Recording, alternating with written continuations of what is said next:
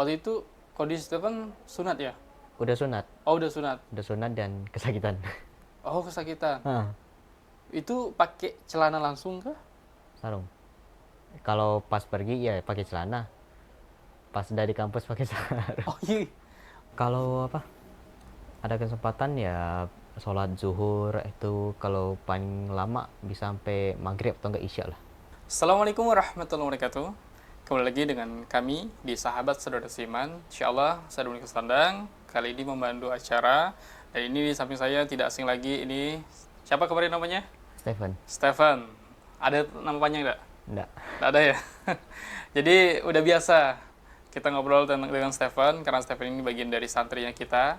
Insya Allah pada kesempatan ini kita akan coba mengkulik dari Stephennya sendiri sebelum masuk Islam dan sesudah masuk Islam. Nah, tapi sebelumnya kita mau tanya kabar dulu. Stephen ini soalnya sempat 2 bulan tidak di Saudara Seiman. Kenapa? Karena lagi fokus kuliah. Nah, Alhamdulillah ini sudah masuki masa ujian ya? Ya, sedang tengah ujian. Oh, tengah ujian. Tengah ujian. Kita doakan Stefan biar mudah urusan dan semua soal bisa dijawab, tentunya dengan progres pembelajaran yang sudah dia tekuni ya, tentunya. Nah, Stefan gimana kabarnya? Aman lah. Aman. Aman tuh apa loh? Aman tuh banyak kategori soalnya. Ya, terpenuhi lah kebutuhan. Terpenuhi kebutuhan, Masya Allah. Nah, Stefan, kemarin kita sempat terakhir ketemu itu, kalau nggak salah di Ramadan ya? Iya, Ramadan atau menjelang mau Lebaran ya waktu itu ya? menjelang Idul Fitri ya. Menjelang Idul Fitri, betul. Nah, lalu kemudian selama itu kan kita aktivitas masing-masing lah ya di rumah ya. Iya. Dan saya juga tidak terlalu aktif untuk berkomunikasi dengan Stephen karena memang kita lagi libur waktu itu. Nah, saya juga pengen tahu nih, karena dengar-dengar Stephen udah 2 tahun masuk Islam.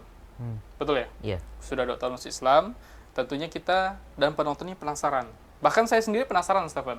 Karena saya belum tahu secara detail bahwasannya apa sih yang pernah Stephen lakukan sehingga saat ini masih menjadi seorang muslim yang insya Allah istiqomah lah dalam kebaikan.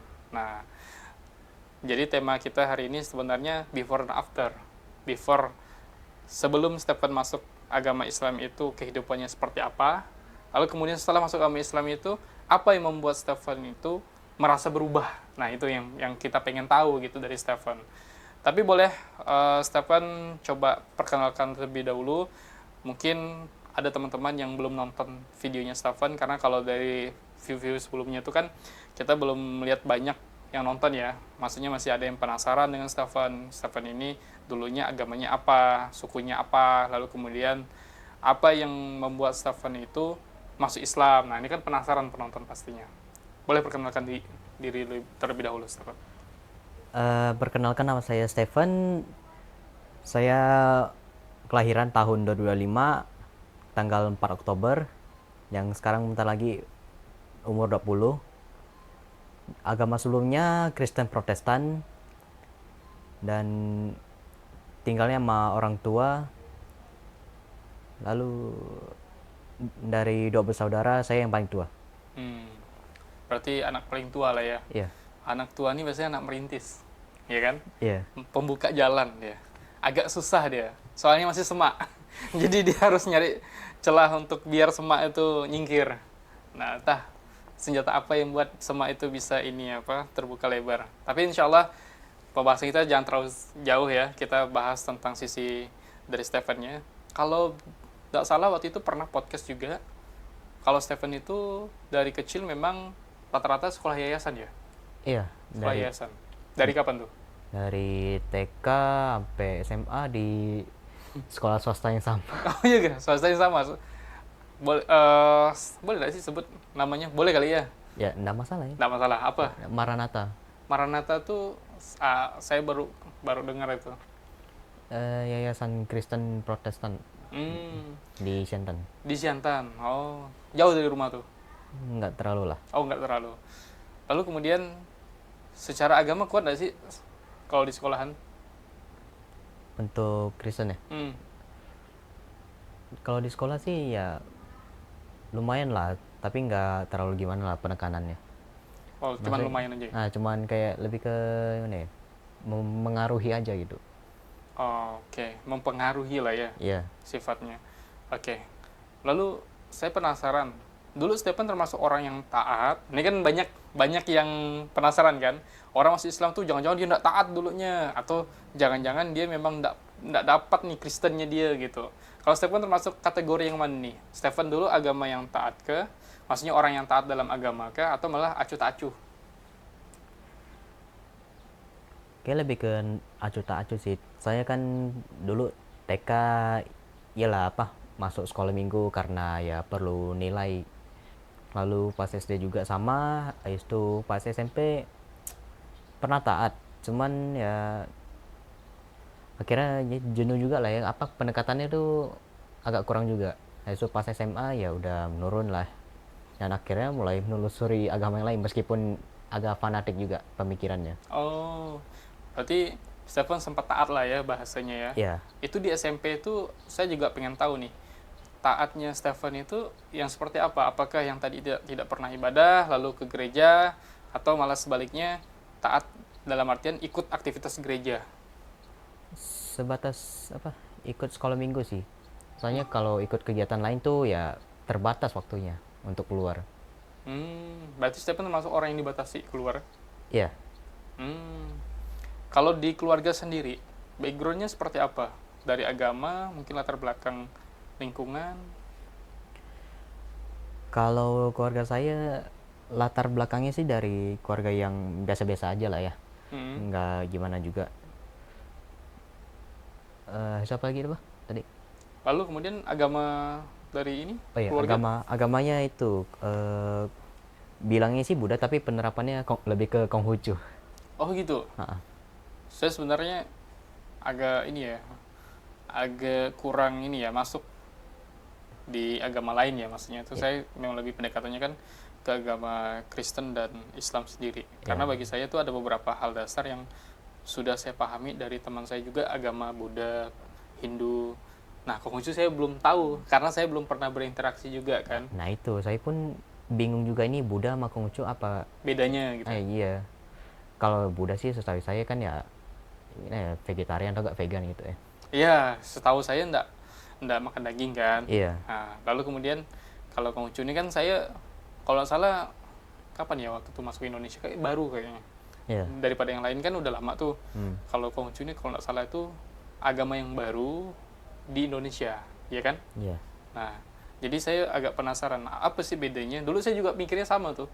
Apalagi Stephen yang ini kan, maksudnya Stephen aja mikir kayak gitu, apalagi saya kan yang bukan di agama itu. Iya. Lalu dapat nggak sih perbedaannya Konghucu dan Buddha itu sebenarnya dari sisi apa yang membuat dia berbeda? Kurang kurang tahu juga. Oh, kurang tahu juga. Saya gini, udah campur aduk lah. Campur aduk. Ha-ha. Tapi kalau dari keluarga sendiri, itu penekanannya lebih Konghucu berarti. Iya. Saya altarnya pun ya lebih ke Konghucu gitu. Oke.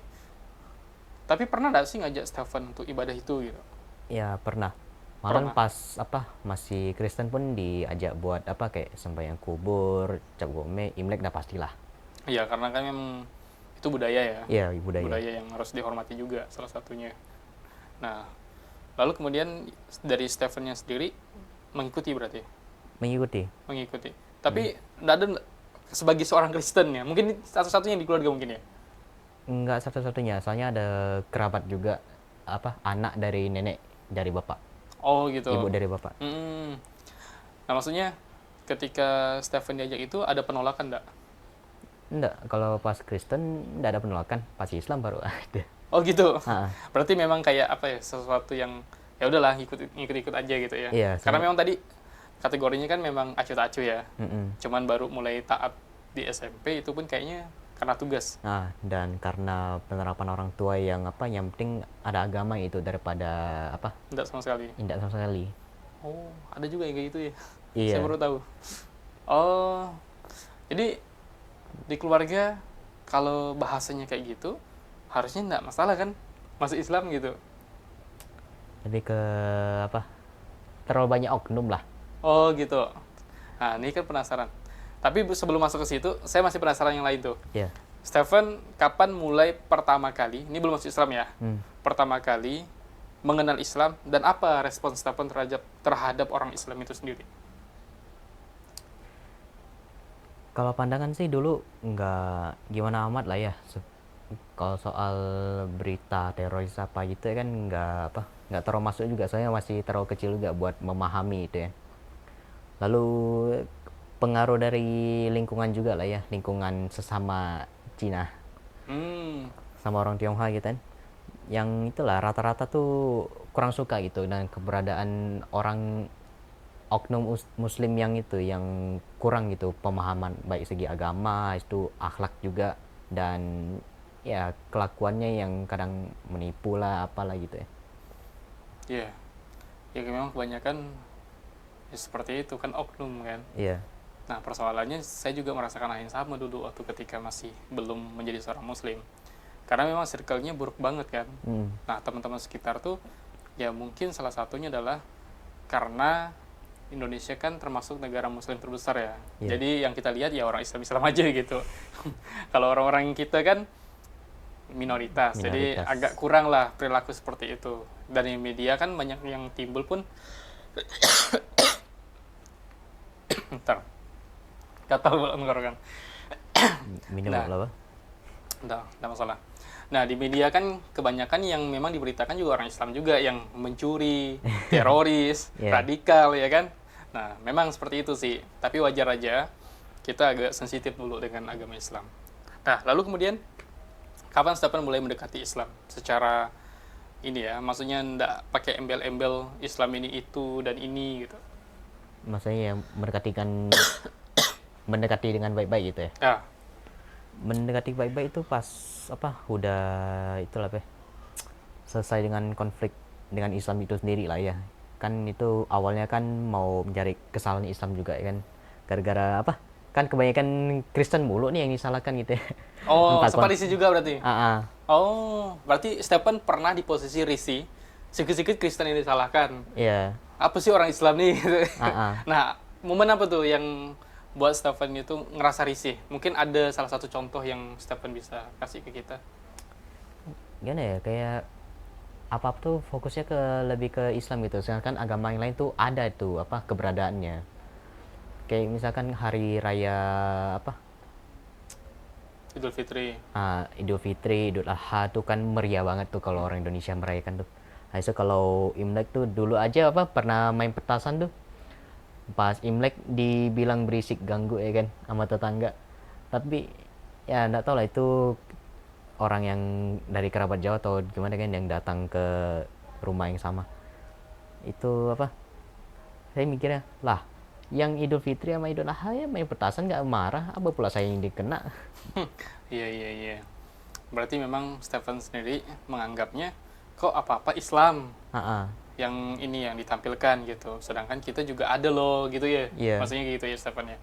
Lalu kemudian momen apa tuh ngelepas hal-hal buruk Islam ini sehingga proses belajarnya mengarah ke Islam? Nah, ini mungkin udah banyak yang tahu lah ya. Itu pas udah mulai nonton lah ya videonya Dr. Zakir Naik yang bahas perbandingan antara Islam dengan Kristen gitu. Ya. 2000 berapa tuh? 2000 berapa ya? Stephen waktu itu udah kuliah atau masih SMA? Masih SMA. Oh, masih SMA. Masih SMA kelas 11, 10 atau 11 lah. Oh. Oh ya, pas Covid 2000 Oh. 2000 berapa deh? 2020. Iya, mulai dari udah mulai itulah 2021 lah. Oke, lalu Lalu mulailah dengar pertanyaan dari orang Kristen nih sama agama yang lain lah ya, ada juga yang ateis nanya ke Dr. Zakir Naik. adanya Dr. Zakir Naik buat kayak dah namanya pokoknya tentang itulah pertanyaan tentang Islam lah gitu. Bible. Bible itu kayak isi Quran yang menurut mereka tuh kayak lebih ke hal negatif itu kayak kekerasan ataupun ya lebih ke kekerasan sih kayak pembunuhan gitu. Jadi apa yang Stephen tangkap waktu itu? Yang saya tangkap waktu itu kalau dari jawabannya Dr. Zakir Naik sendiri lah ya itu lumayan masuk lah, soalnya udah apa ya waktu itu ya, lupa dah bang. Dia tentang Bible kah? Tentang cerita history Cerita Bible. Bible? Hmm. Mengatakan Yesus, di mana Yesus mengatakan dirinya Tuhan. Itu Iya, kan? itu. Coba jelaskan lagi, ulang. Nah itu lebih ke apa, pas Dr. Zakir Naik bilang soal apa, Yesus itu tidak pernah menyebutkan dirinya sebagai Tuhan itu sendiri, dan hanya menyebutkan dirinya sebagai pembawa pesan dari Tuhan itu, Artinya utusan lah ya. utusan. Oke.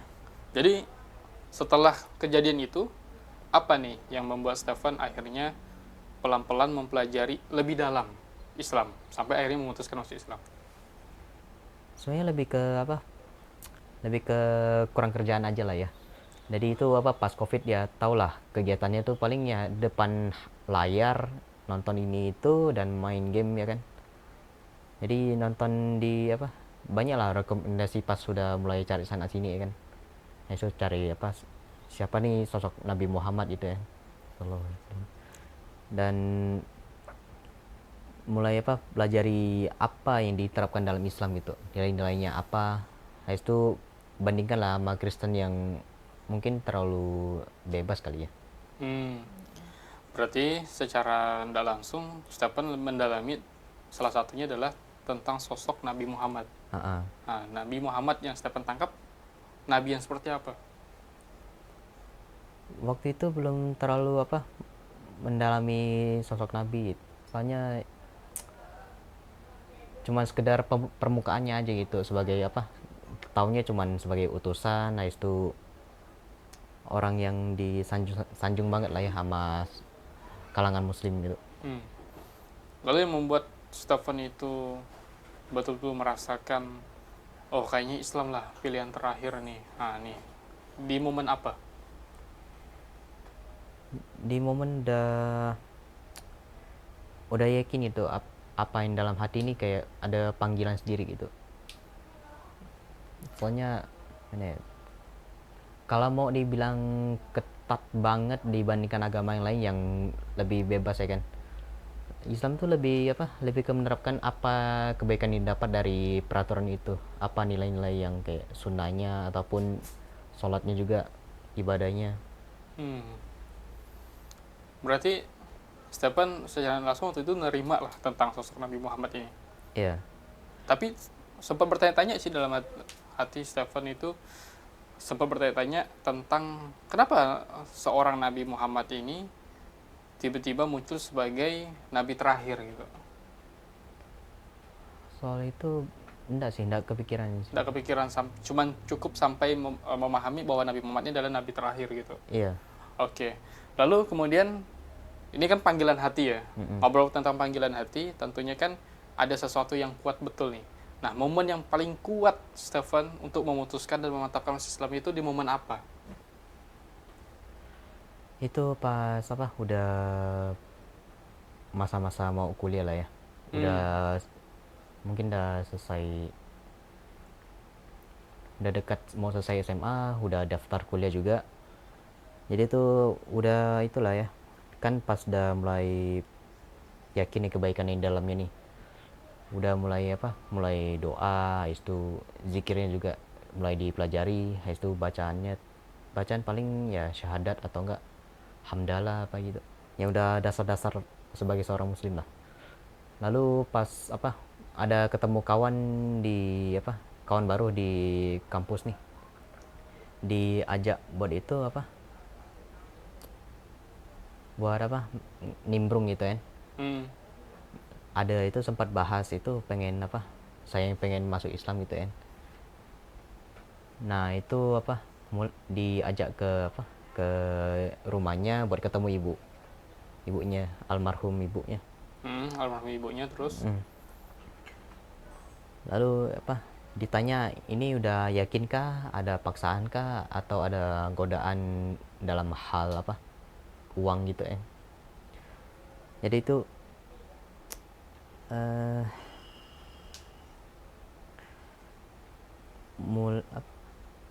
langsung apa, ibunya tuh langsung kontak ke Ustadz siapa dah, Muhammad Nur Hasan.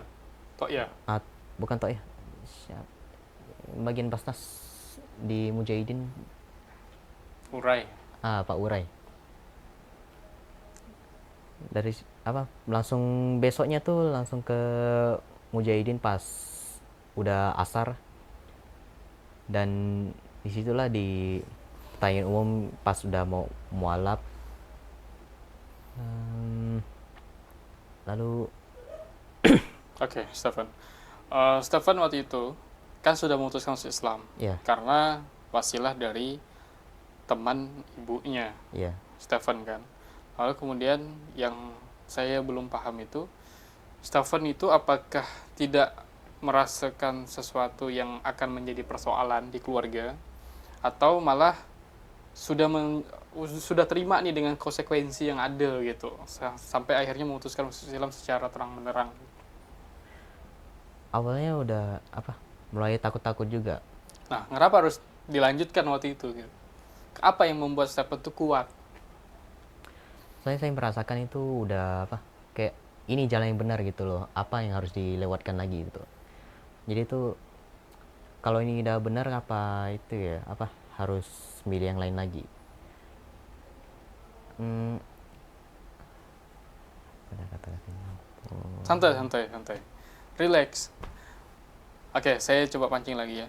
Stefan waktu itu kan orang-orang pada tahu Stefan murni aja nih lulus dari ujian-ujian yang konflik ya, karena memang sebetulnya orang-orang melihat cerita dari Stefan ini kan kayaknya nggak ada terlalu permasalahan muncul lah, tapi kan pada yang tidak tahu tuh kan kebanyakan di belakangnya itu harusnya banyak ujian yang Stefan hadapi waktu itu kan. Iya. Nah, tapi apa sih yang menguatkan Stefan tuh betul-betul ingin masuk Islam selain tadi itu wasilah-wasilah dari teman ibunya Stefan itu? Entah Stefan belajar secara dalam terlebih dahulu ke dengan YouTube misalkan, atau dengan teman ke, atau ada momen di mana Stefan bukan hanya tentang ini ya, tentang tahu benar udah langsung masuk Islam. Tentu kan ada sesuatu pemantik nih. Oh, saya tahu kebenaran ini dari poin ini misalnya gitu. Poin apa yang kira-kira Stefan itu ngerasakan, entah itu azannya tiba-tiba hati tenang ke, ataupun ada sebaliknya tuh mimpi ke, atau malas ada sesuatu yang belum pernah Stefan pikirkan, ternyata ini loh yang membuat saya masuk Islam gitu.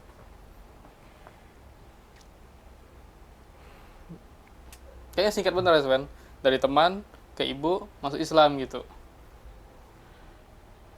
Kalau mau lebih detail lagi itu pas SMA tuh ada event cosplay gitu ya.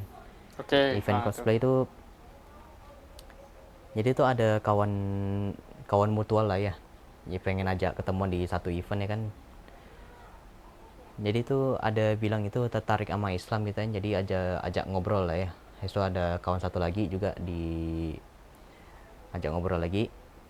Dan mulai dari situ tuh pendekatan dari mereka lah ya. Dari mereka berdua buat menguatkan diri untuk yakin dengan Islam gitu. menguatkan Stefan berarti. Iya, menguatkan saya gitu. Saya kan waktu itu udah mulai merasa tenang gitu dengan penerapan Islam gitu. Oke. Berarti temannya Stefan ini Muslim berarti? Muslim, Dua-duanya? dua-duanya. Oke. Berarti Stefan mengungkapkan rasa ingin masuk Islam itu ke mereka? Lebih ke ketertarikan, belum mau masuk. Oh, belum masuk. Cuma ketertarikan itu gara-gara tadi Dr. Zakir naik. Iya, Udah nonton Dr. Zakir naik berarti? udah nonton, nah itu baru ketemu mereka. Oh, baru ketemu mereka. Nah, hal yang tertarik sama Stephen ini, apakah karena hanya kata-kata kalimat Bible itu, atau malah sebaliknya ada hal-hal lain yang membuat Stephen mudah tertarik gitu? Kalau kata-kata soal Bible itu salah satu faktornya. Tapi kalau dilihat lagi itu penafsiran dari Al-Quran itu sendiri ya udah mendalam lagi. Udah mendalam. Nah, mendalamnya seperti apa? Ini yang penasaran gitu. Coba ingat-ingat deh. Pasti ada momen-momennya. Soalnya kalau Stephen itu, saya lihat tuh ada sesuatu yang belum terungkap. Apa panas ya? Itu di manual gak? Di manual gitu. Kemudian video ya. Kurang tahu ya kalau Apa ya dari Instagram? kalau kemarin Lupa di dah. situ 30 menit pula. Jual dia. Beli baru. Yang lain. Belum saya cek. Kemarin saya 4 kali nyoba dan insya Allah aman. Mungkin ada nanti kita lihat kenapa dia mudah panas juga salah satu. Kemarin tuh enggak panas. Makanya saya tuh merasa oh Apa ya? aman nih. Apanya? Kan di testing dulu kan. Lah, udah hidup. Apa fokus ke situ enggak apa-apa sih. Ini kan udah ini ngulik Stephen nih. Soalnya Stephen ini menarik ceritanya. Cuman pertama Stephen ini enggak pernah ngobrol secara terbuka ya. Maksudnya tuh jadi kayak ada beberapa poin yang ingin disampaikan tapi itu enggak terungkap gitu. Nggak susah gitu kata-katanya gitu. Iya, tahu saya. Makanya saya mancing muter-muter jadi itu di situ tuh biar ingat dan tahu cara menyampaikannya gitu. Tapi memang ada hal lain kan selain Dr. Zakir Naik? Kalau naik bilang sih Nggak ada. Kita lanjut berarti kalau nggak tujuan ada. hidup juga sih. Beban hidup. Tujuan hidup. Oh, sangka beban hidup. Oke, Stefan, tadi kita udah tahu kan kalau Stefan itu masuk Islam salah satu faktornya adalah teman-temannya. Iya. Ya, teman-teman cosplay, ya kan? Hmm. Lalu kemudian apa nih selanjutnya yang betul-betul poin menetapkan pilihan terakhir Stefan? Apapun ujiannya saya tetap Islam. Nah, kayak gitu. Faktornya itu lebih ke tujuan hidup lah. Nah, tujuan hidupnya seperti apa tuh? Kalau dulu kan tujuan hidupnya ke lebih ke materi lah. Oke. Lebih ke materi, yaitu itu menghidupi orang tua lah ya pas sudah bisa kerja. Lalu ya pengen hidup tenang lah itu ya. Yaitu menerapkan ibadah pas sudah ada waktu itu. Oke. Tapi ini masih kepikiran dengan agama yang lama tapi kan ya. Ya.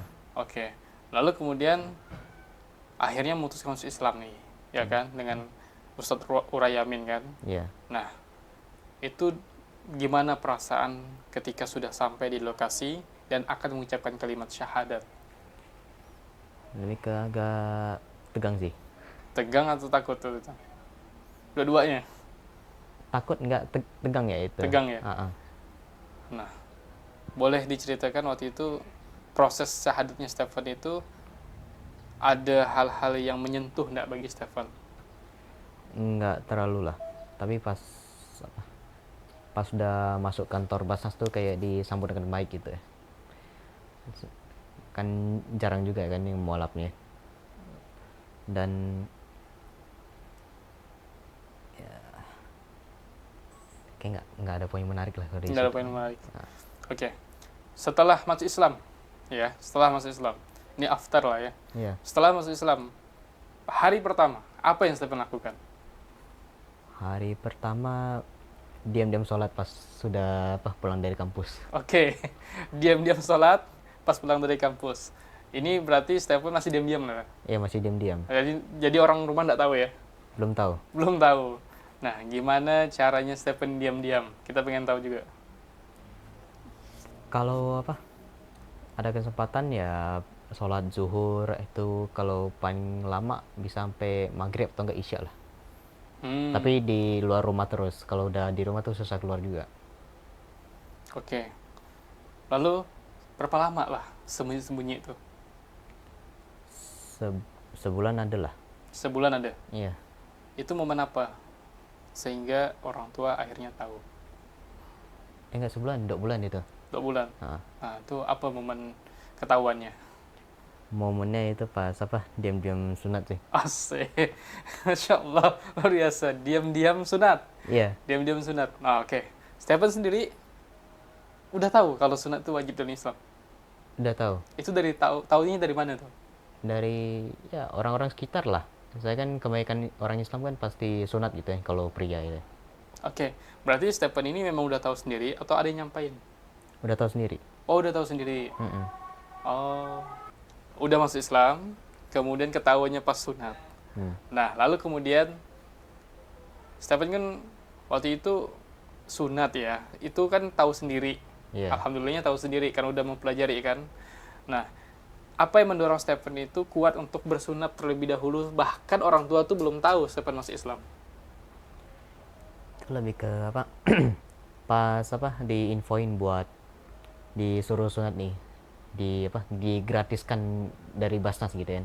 Jadi saya mikir tuh kayak kapan lagi itu ya kesempatannya gitu ya.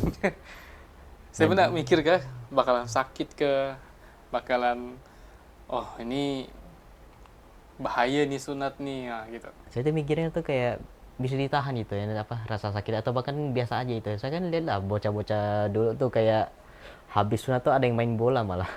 Tapi masalahnya kan antara bocah dan usia Stephen saat sunat itu kan jauh berbeda kan. Iya. Semakin besar tuh semakin kuat sakitnya itu.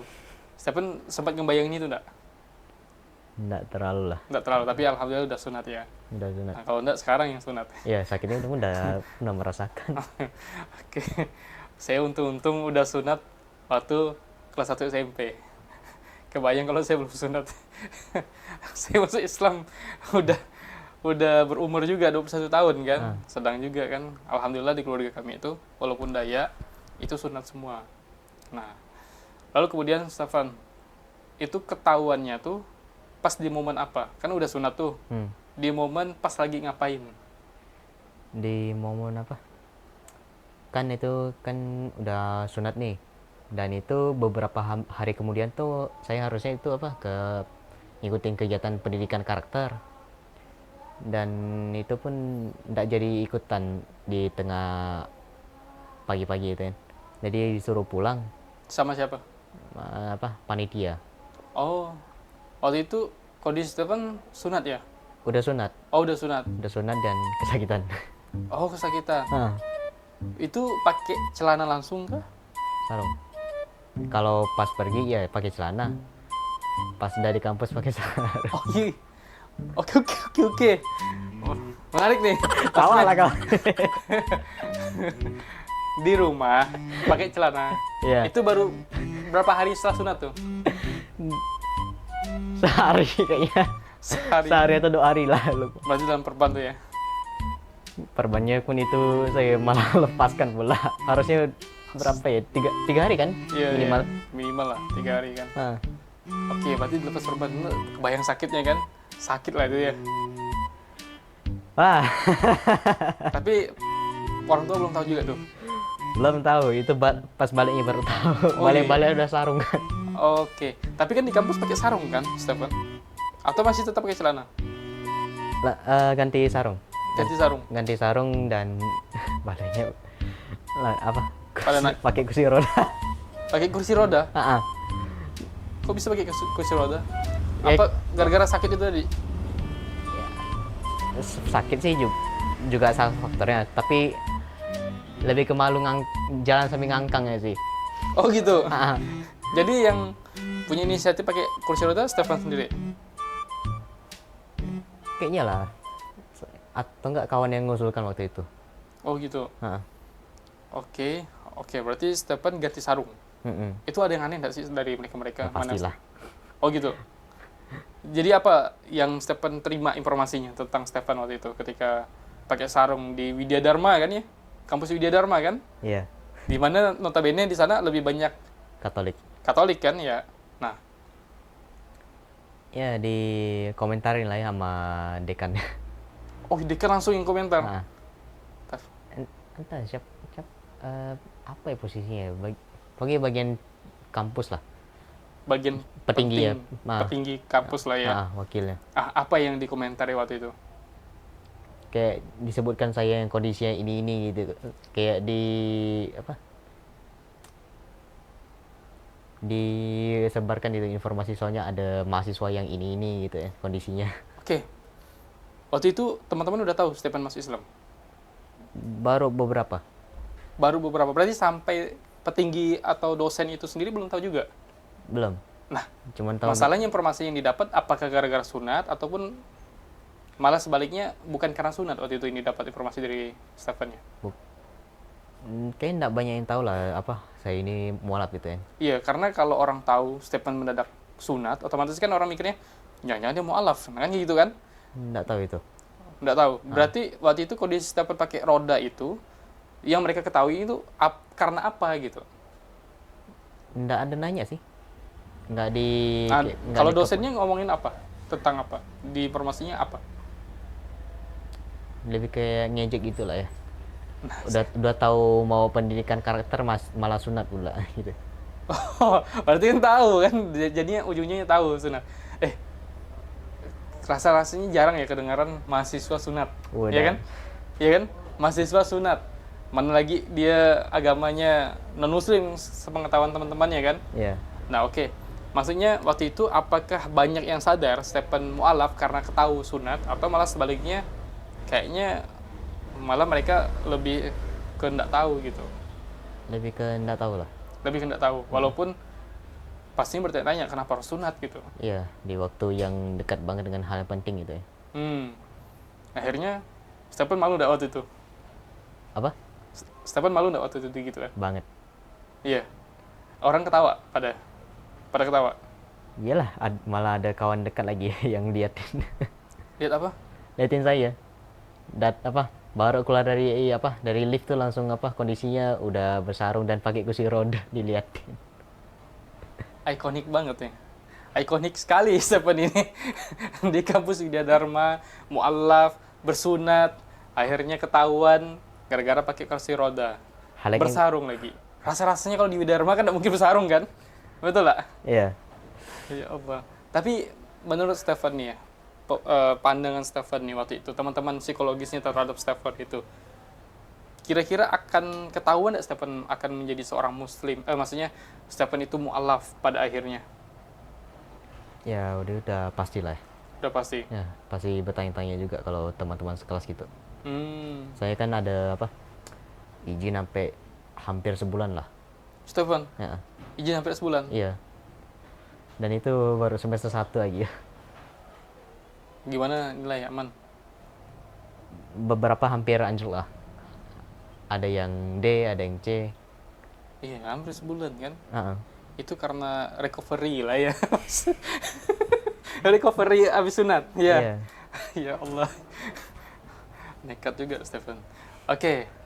Ini kan setelah disuruh pulang sama Dekan kan? Iya. Setelah pulang, waktu itu diantarkah atau Stephen malah masih pakai motor sendiri? Karena pendidikan karakternya dibilang nggak boleh bawa motor waktu itu. Jadi tuh pakai taksi online, pakai gokar lah. Nah itu baliknya pun pakai gokar juga. Oke, sampai ke rumah nih ceritanya. Apa yang membuat orang tua tiba-tiba kaget? Kaget pas lihat nih saya udah kondisi udah tiba-tiba pulang awal, sudah sarungan. Saya bilangnya tuh habis sunat. Oh, langsung inilah nyampaikan kalau Stephen sunat ya? Iya. Apa tanggapan orang tua setelah tahu Stephen sunat? Ya kayak kaget itu, ngapa gitu harus sekarang gitu ya. Ngapa harus di waktu yang bukan libur gitu ya. Minimal tuh pas udah libur gitu ya, sunatnya itu biar recovery-nya itu nggak terganggu itu. Oke, tapi udah tahu nggak Stephen mualaf itu? Belum. Belum curiga juga? Udah curiga kayaknya. Oh, udah curiga. Ah. Cuman udah ada arah pembicaraan ke sana. Belum. Saya pun ngelak lebih ke kawan ini ada kayak kasih tahu itu ada info soal sunat gratis gitu ya. Sunat gratis. Tapi nggak salah juga kan? Nggak salah juga sih sebenarnya. Orang Buddha, nggak maksudnya orang Kristen tuh nggak masalah. Memang ada yang dianjurkan untuk sunat juga. Oke. Lalu setelah berapa hari itu baru ketahuan? Setelah udah sembuh lah. Oh, setelah sembuh? Sembuh tuh berapa lama? Sebulan lebih ya. Sesuai libur tadi? Cuti? Bukan cuti ya, maksudnya sesuai izin tadi ya? Iya. Oke. Sembuh, lalu kemudian ketahuan. Nah, ketahuan itu gimana model ketahuannya? Itu pas ada kerabat dekat lah ya. Itu udah pasti dia curiga lah ya. Curiga banget, dan saya udah kasih tahu juga itu tuh kalau saya tuh udah mualaf gitu ya. Dan itu dia nyaranin banget buat ngasih tahu keluarga itu kalau saya udah mualaf. Kerabatnya siapa? Bibi. Di mana tinggalnya? Sekarang di Jawa, Jakarta. Oh, justru Bibi waktu itu di mana posisinya? Lagi di rumah, lagi eh, liburan ke sini. Oke. Stephen ngasih langsung ke Bibi, ngasih tahu langsung ke Bibi. Ya, pas lagi berduaan itu. Oke. Ngasih tahu. Apa respon Bibi waktu itu? Cuman itu doang kan? Respon Bibi nggak gimana, soalnya dia toleransinya juga kuat Oh, dan dia ada kawan muslim juga pasti. ya. Lalu berarti Bibi juga nggak nyampaikan ke orang tuanya Stephen, Belum. tapi lebih baiknya Stephen sendiri gitu, dianjurkan kayak gitu ya. Ah, ah. Oke. Kapan lah momen itu terjadi, Stephen? Nah itu momennya pas udah lagi masa tenang lah ya. Bibi Lah. masih ada? Masih ada. Oke, gimana tuh Itu prosesnya? kan udah posisi udah malam nih, orang-orang udah pada capek gini. Yang pertama kali saya kasih tahu tuh ya nenek dulu. Saya kan nenek yang paling paling berkuasa lah bilangnya. Dominan Gitu. lah di rumah ya. mm. Oke. Saya kasih tahu kan pelan-pelan kita jelaskan itu. Saya udah mualaf, saya udah kayak saya sunat tuh gara-gara ini juga, dan ngasih tau lah alasannya sebisa saya gitu ya. Hmm. Kayak merasa lebih tenang gitu ya, merasa lebih baik tuh di sisi sini gitu ya. Hmm. Lalu apa respon nenek? Respon ini karena ada capek mungkin lebih ke terdiam dan nggak expect gitu ya. Oke, tambah Nggak. capek berarti nenek. Tambah capek, lagi capek kan? Dengan malam, gitu, oke kayak gitu ya. Akhirnya, ayo udahlah, gitu. Nah, lalu apa respon yang buat Stephen tuh kaget juga? Mungkin ya nggak terima lah dari keluarga. Lebih ke ini siapa? Disuruh itu nggak usah masuk Islam gitu ya. Itu nenek juga? Satu keluarga kayaknya. Satu keluarga bilang? Iya. Termasuk Bibi? Bibi enggak. Oh, satu Cuman keluarga. keluarga yang di sayanya ya. Oke, bapak, ibu, sama nenek. Emak sama nenek ya. Emak sama nenek. Bapak? Bapak lebih ke acuh tak acuh sih. Saya kan jarang ngobrol juga. Sama bapak? Iya. Yang paling sering paling emak sama nenek ya. Oke. Apa tuh yang, gimana cara ngelarangnya tuh waktu itu? Kayak kau tuh keturunan Cina, kau apa pula kau jadi Muslim, apa kau jadi, bilangnya sih Fanyin, orang Melayu bilangnya. Oh, Melayu tuh Fanyin. Fanyin. Oke, Fanyin. Oke. Konteksnya Fanyin tuh Melayu aja kah? Atau malah Melayu yang jahat atau apa gitu? Kayak lebih ke, kalau nak mention sih lebih ke Melayu, habis itu orang yang di stereotip buruk gitu ya. Oke, berarti pandangan buruk terhadap orang Melayu itu sendiri, Islam itu sendiri kan? Iya. Oke. Dan ya Fanyin. soalnya kan tau lah ya kalau kayak misalkan beli makanan atau nggak beli barang itu kan, entah nanya pemiliknya atau nggak pegawainya itu dari suku apa gitu. Itu dari ini orang Melayu sendiri. Kayak kebanyakan orang Indonesia kayak gitulah, skeptis gitu. Berarti kurang pergaulannya itu. Kayaknya enggak lah. Kecuali rumah sakit atau news ya tuh. Nanya suku dia. Oke, lanjut Stephen. Itu kan mungkin ya kebetulan nenek itu di lingkungan yang tidak tepat ya. Iya. Islam yang tidak tepat. Karena kalau lingkungan yang tepat pasti tidak akan kayak gitu pola pikirnya. Mm-mm. Nah, kalau zaman dulu kan memang kuat secara prinsip hidup. Ya, Jadi apa yang didengar, apa yang dilihat, itu yang bakalan menjadi kesimpulan, ya kan kayak gitu. Nah, kalau sekarang kan memang circle ya.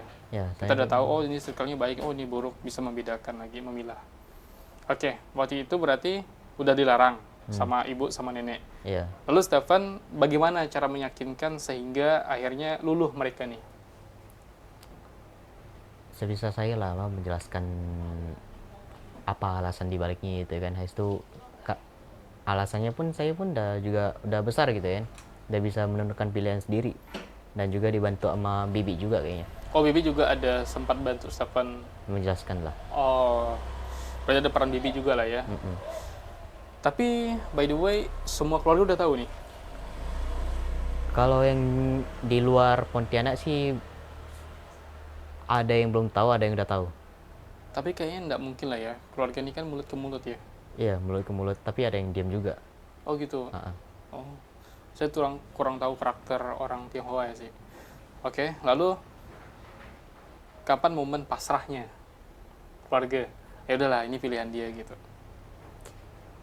Pas sudah apa,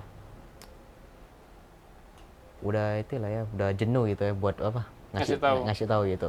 Oke, berarti kan tadinya yang saya tahu Stephen juga dilarang sholat kan di masjid kan. Iya, soalnya takut tetangga tahu gitu. Nah, tetangganya jangan sampai tahu kan. Ah, Berarti memang ya itu tadi membatasi sekali Stephen untuk berinteraksi dengan orang-orang sekitar bahwa Stephen sendiri udah masuk Islam. Nah, Ya. kapan mulai bebasnya dari hal-hal seperti itu? mulai bebasnya tuh pas apa,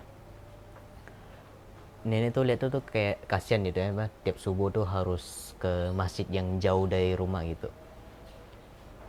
Jadi tuh mikirnya tuh udahlah, sholat di masjid yang terdekat ya lah. Oke, saya paham. Berarti Stephen tetap melaksanakan sholat di masjid, ya kan? Ya awalnya di rumah. Oh, Kayak- awalnya di rumah. Kalau kalau ada kegiatan di kampus, kayak ada matkul di jadwal biasanya zuhur biasanya di masjid, kalau bisa sampai asar, sisanya di rumah. Oh, tapi kapan mulai bebas dari rumah gitu? Yang dekat, masjid terdekat. Ya, karena kasihan tadi jauh. Ya karena kasihan tadi, dan itu pun dibatasin karena ada rasa malu tersendiri gitu ya kalau ketahuan gitu. Misalkan saya kan dari apa, ada kerabat dekat, dan itu teman yang udah dekat banget juga. Di depan rumah pun ada sama Tionghoa juga. Tapi udah tahu juga tuh Stephen Islam. Udah. Udah tahu. Dan apa respon tetangga waktu itu? Respon tetangga nggak terlalu tahu juga lah ya, tapi ya jadi bahan omongan lah. Oh, tetap jadi bahan omongan ya. Negatif berarti. Kurang tahu juga. Kurang tahu. Nggak Yang penting mau- jadi buah bibir lah ya Stephen ya. Ya bawa bibir. Oke. Oke, Stephen kapan mulai benar-benar ngerasa bahwa udah ini agamanya udah pas, udah tepat, jadi kayaknya nggak ada kepikiran bakalan keluar lagi gitu. Itu di momen apa? Di momen pada saat itu udah mindset tuh ditetapkan bahwa Islam ini udah benar, jadi nggak apa, jangan melenceng lagi itu dari ke agama yang lain lagi, dan konsekuensinya pun berat juga. Lalu udah apa, merasakan lah ya apa kebaikan dalamnya, ketenangannya, lalu kebersamaan pun terjaga juga Oke. walaupun beda agama juga nanti. Oke. Stephen ada yang disampaikan nggak? Nggak ada ya. Nggak ada ya. Oke, teman-teman semuanya, inilah Stephen, kisah Stephen. Jadi kita memang tahu Stephen ini, ketemunya kita waktu itu usia Stephen itu belum nyampe setahun ya, kalau nggak salah. Belum sampai setahun. Baru 3 bulan. 3 bulan bahkan. 3-4 bulan. Oh, 3-4 bulan bahkan. Nah, jadi memang kita lihat ada potensi dari Stephen, karena jarang nih orang Widadharma, anak perkuliahan di lingkungan Chinese pastinya kan. Iya. Karena di sana mayoritas juga agamanya Katolik. Nah, jadi masuk Islam dan mu'alaf di waktu dimana sudah merasakan lingkungan circle yang minoritas. Dalam artian tuh kayak Islam itu sangat-sangat minoritas di situ. Bahkan kalau saya lihat dari perjalanan Stephen dari TK, SMP, SMA, sampai kuliah pun kayaknya yayasan semua tuh. Iya. Nggak ada istilahnya ke negeri kan. Jadi sangat mustahil rasanya ya. Tapi kalau ketetapan Allah kan kita nggak ada yang tahu. Allah tuh maha tahu. Stephen itu menyentuh ke agama Islam. Bahkan statement yang didapat dari orang tuanya Stephen, dari lingkungan keluarganya Stephen itu bahkan Fanyin tadi ya. orang Melayu atau orang Islam itu stigmanya negatif, ya kan? Nah, alhamdulillah ini memang sudah ketetapan Allah, Stephen menjadi seorang Muslim. Berarti ini adalah cara mengubah mindsetnya keluarga Stephen dari orang Chinese, Tionghoa. Tadi apa marganya? Marga Chia. Marga Chia. Nah, Berarti ada nama Tionghoanya kan? ada. Apa tuh? Chia Sinsin. Chia Sinsin. Chia Sinsin. Oh, Chia Sinsin ada. Chia Sinsin, Masya Allah. Nah, nih, jadi mungkin harapannya adalah bisa mengubah mindset keluarga. Oke, itu teman-teman yang bisa saya sampaikan. For information, Stephen ini adalah santri penerima amanah dari saudara seiman. aktif sebagai santri, tentunya nanti Stephen akan dididik ilmu pembelajaran Islam ya. Ya. Jadi memang kita harus kuatkan di ranah akidahnya. Insya Allah akidah Stephen ya secara dasar udah oke ya. Maksudnya itu tidak kepikiran akan pindah agama, bahkan tidak kepikiran juga meninggalkan syariat. Nah ini yang harus kita betul-betul kuatkan dari sisi akidahnya. Dan insya Allah nanti akan terus berlanjut pembelajarannya, tentu di mana di Pondok Saudara Seiman. Nah, barakallahu fikum teman-teman semuanya. Hari ini sampai di sini dulu cerita kita. Tentunya banyak hal-hal basic yang akan kita sampaikan ke teman-teman. Seberapa penting sih santri itu memahami tentang karakter dakwah di zaman sekarang? Karena memang dakwah zaman sekarang itu berat sekali.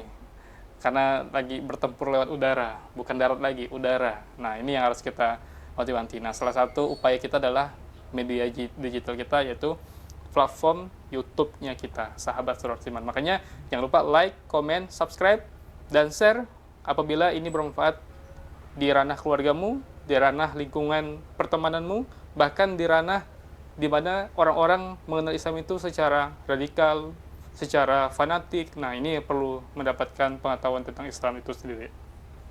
Nah, insya Allah hanya itu yang dapat saya sampaikan. Sampai ketemu di video selanjutnya.